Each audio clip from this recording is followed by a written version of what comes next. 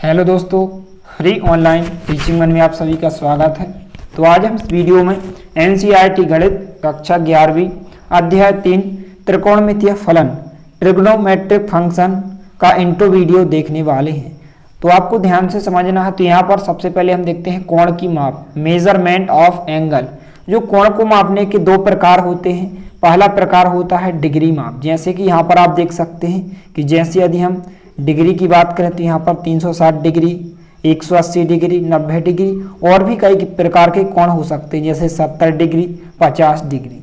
तो यहाँ पर डिग्री को मिनट और सेकंड में विभाजित करते हैं। तो यहाँ पर आपको ध्यान रखना है कि 1 डिग्री बराबर क्या होता है 60 मिनट, या इसी को हम कला कहते हैं, 60 कला।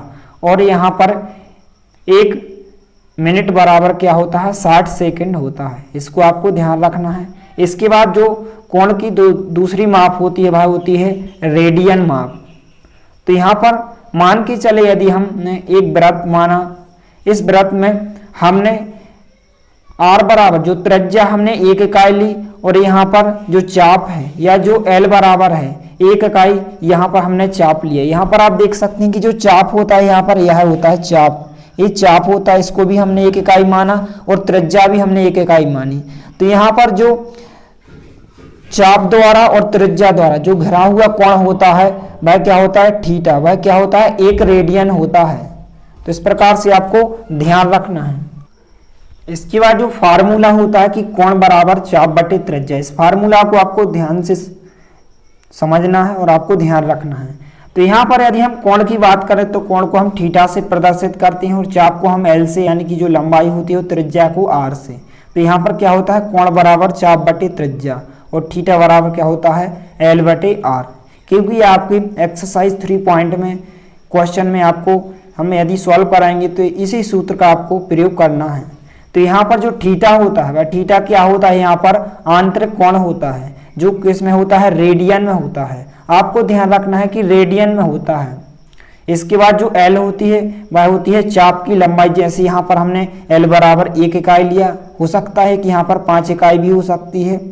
और आर बराबर क्या होती है वृत्त की त्रिज्या होती है। तो इस फार्मूला को आप कैसे ध्यान रख सकते हैं, यहाँ पर सबसे पहले क्या होता है का आता है, का तो सबसे पहले आता है हिंदी वर्णमाला में, फिर इसके बाद क्या आता है चा आता है, फिर इसके बाद नीचे क्या आता है त्रा आता है। तो इस प्रकार से आप ध्यान रख सकते हैं कि का चा प त्रा। तो यहाँ पर कोण बराबर चाप बटे त्रिज्या। इसके बाद यहाँ पर जो आपको आगे दिया गया है कि डिग्री तथा रेडियन के मध्य संबंध, relation between degree and radian.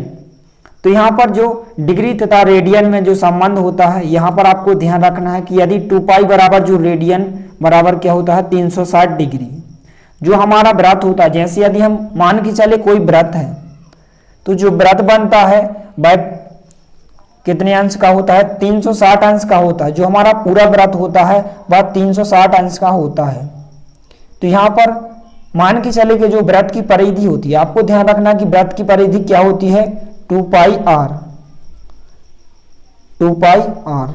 तो यहाँ पर जो वृत्त की परिधि द्वारा बनाया गया कोण क्या होता है 2 पाई होता है रेडियन में। और यदि हम डिग्री की बात करें, डिग्री में कितना होता है 360 डिग्री होता है।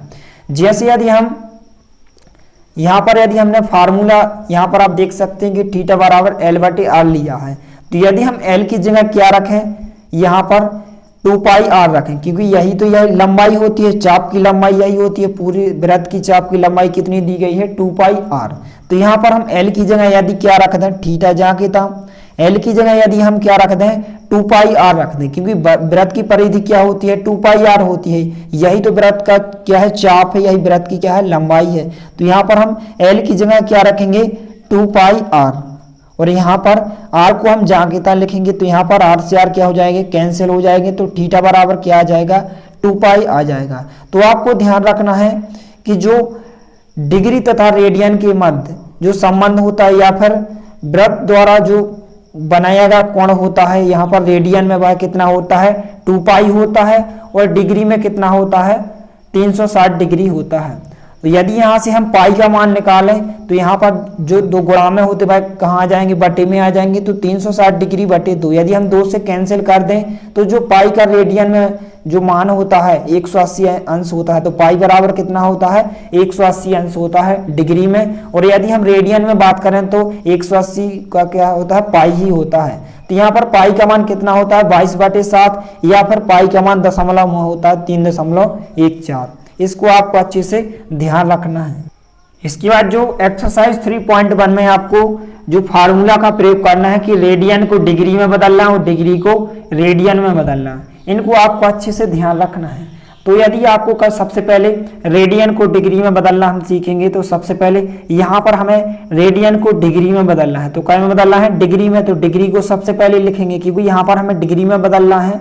इसके बाद यहाँ पर हमने लिखा 180 बटे पाई और गुणित, यहाँ पर रेडियन को बदलना है, इसलिए यहाँ पर हम रेडियन को ऊपर लिखेंगे। लेकिन यहाँ पर जस्ट उल्टा होता है जब हम डिग्री को रेडियन में बदलते हैं। तो यहाँ पर हमें जिसमें बदलना है उसको यहाँ पर लिखेंगे, यहाँ पर हमें रेडियन में बदलना है तो हम रेडियन को यहाँ लिखेंगे और इसके बाद डिग्री में बदलना है, डिग्री में बदलना है तो यहाँ पर हम डिग्री को रेडियन में बदलना है। तो रेडियन को हमने यहाँ लिखा। इसके बाद यहाँ पर डिग्री को रेडियन में बदलना है तो यहाँ पर हमने पाई बटे 180 लिखा गुणित डिग्री, यानी कि यहाँ पर आप डिग्री का मान रखेंगे और यहाँ पर आप रेडियन का मान रखेंगे।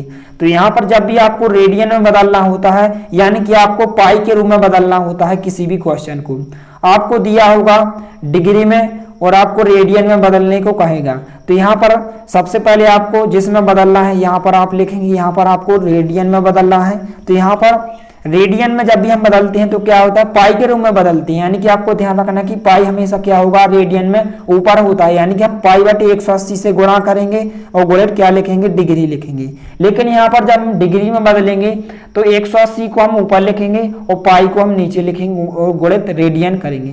तो इस प्रकार से हम किसी भी क्वेश्चन को रेडियन को डिग्री में बदल सकते हैं और डिग्री को रेडियन में बदल सकते हैं। जैसे यदि हम इसको एग्जाम्पल से समझ सकते हैं, जैसे यहाँ पर हमें रेडियन को डिग्री में बदलना है। तो यदि हम उदाहरण के तौर पर यदि जैसे मान के चले हमने कि 2 पाई को यहाँ पर हमें डिग्री में बदलना है, तो यहाँ पर हम 180 बटे पाई से गुणा करेंगे और किस में करेंगे, रेडियन में करेंगे। रेडियन का मान यहाँ पर कितना दिया गया है, 2 पाई, तो यहाँ पर हम 2 पाई से गुणा करेंगे। तो यहाँ पर आप देख सकते हैं कि पाई से पाई क्या हो जाएंगे, कैंसिल हो जाएंगे। 2 का गुणा हम 180 से करेंगे तो कितने आ जाएंगे, 360। यानी कि जो यहाँ पर 2 पाई यहाँ पर रेडियन में दिया गया था, 2 पाई यहाँ पर रेडियन में दिया गया था, तो इसको हमने डिग्री में बदला। तो जब भी हम डिग्री में बदलते हैं तो हम 180 बटे पाई से गुणा करते हैं, तो यहाँ पर 360 डिग्री हो जाएगा। तो इस प्रकार से यहाँ पर आपको किसी भी क्वेश्चन में जब भी हम रेडियन को डिग्री में बदलते हैं तो हम क्या करते हैं, 180 बटे पाई से गुणा करते हैं और डिग्री को जब हम रेडियन में बदलते हैं तो हम पाई बटे 180 से गुणा करते हैं। जैसे यदि यहाँ पर हम मान के चले कि हमें 360 डिग्री को यहाँ पर हमें रेडियन में बदलना है, तो यहाँ पर हम क्या करेंगे, 360 डिग्री को हमने जहाँ के तहाँ लिखा और यहाँ पर हमें इसमें रेडियन में बदलना है। तो यहाँ पर जब हम डिग्री को रेडियन में बदलते हैं तो हम पाई बटे 180 से गुणा करते हैं। तो यहाँ पर यदि 0 से 0 कैंसिल करें और 18 से यदि हम इसको कैंसिल करें तो 18 कम 18, 18 दूनी 36, तो यहाँ पर 2 पाई आ जाएगा।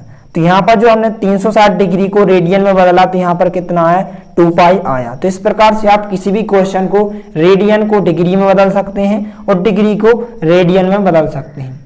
तो इस प्रकार से आपको इन सभी महत्वपूर्ण तथ्यों को अच्छे से ध्यान रखना है।